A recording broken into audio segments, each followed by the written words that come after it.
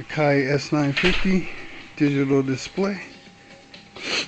And let me see if I can show you my old one. This was the old display.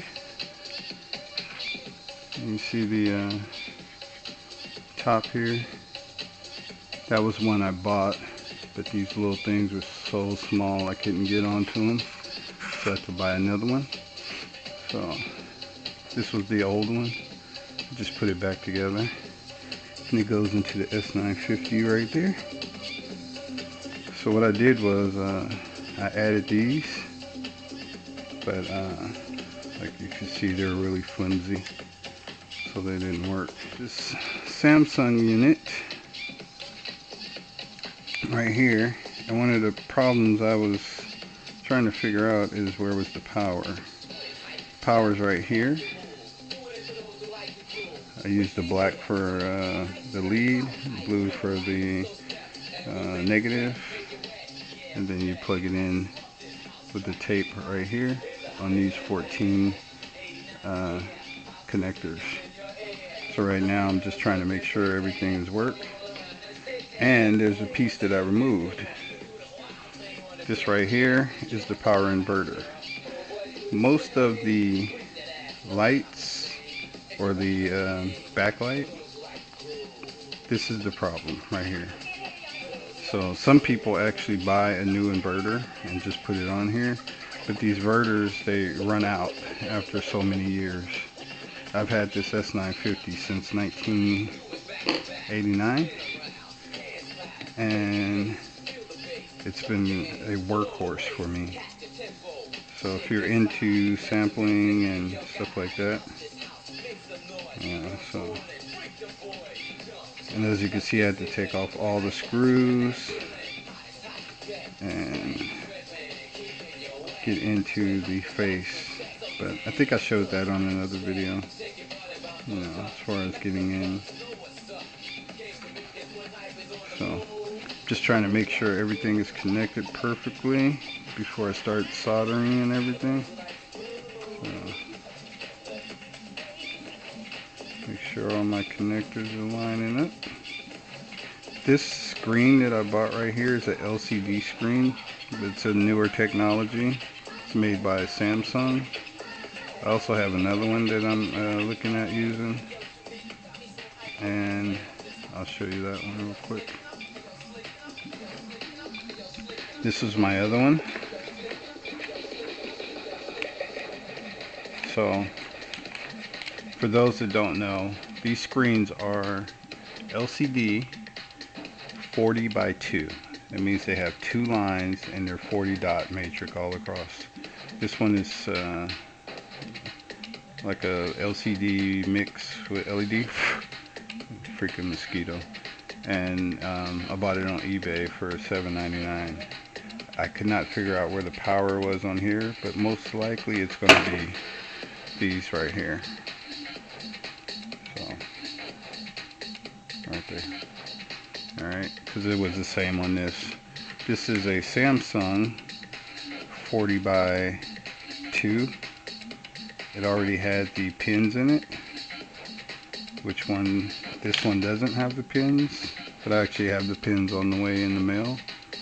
So if this one doesn't come out right, then this one will work. You need 5 volts. So as you can see, I cut this off of the inverter so I could connect it back there. That's your power right there. And if you look at the inverter, the power was cut from right here. So I'm eliminating the inverter, so it will just work on the power of the unit. Cool thing about this is this still works to brighten or darken or whatever, and we're just trying to see if it has the power that we need. Alright, I don't suggest this, but it's all cardboard, so it won't phase into any of the electronic components, and this has to sit out the way. So I turn this on, and you can see the screen comes on. So I have power, and there's also a tape over it, so it's a little bit brighter than it was, and it looks pretty good. So I'm actually going to put it all back together. I don't like how that is going, but I haven't soldered anything because I just wanted to see it come on, power on. Now that I know it's powering on, it should be fine. Okay, so, and that's a lot brighter than it was. But now that I've done this, I'm going to do the super LCD and see if that works. Because I'm suspecting this is probably the same screen that I removed from the unit, and it's an old technology, so this will probably last a lot longer, but I wanted that brightness. And if you go on eBay, they actually have the wires ready for you, and the connection, they're about 40 bucks. So, but just remember, this is 40.2 or 40 times 2, so 40 lines across, 2 lines. Alright, and if you put that in LCD 40 times 2, you'll see a magnitude of screens pop up, and you just have to find the one that fits your unit. Alright, so everything looks good. I'm not even turning it up that much, and it's still, I can see everything.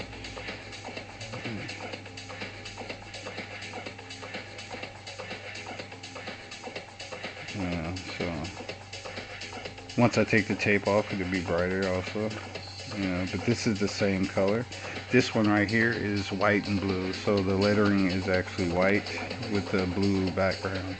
That's why I wanted to use that one, but you know what, I've been using this type of screen since I've had the machine, so it doesn't look funny to me. Also, what I did was, if you see these lights was here, I'm going to remove this disc, and I'm going to install this, which allows me to use a USB, and I'll get to that in a few. But anyway, right now I'm just working on the screen, so there you go. Alright, and this is like full light in the garage in the daytime, and you can still see the words and stuff, so that's a good thing.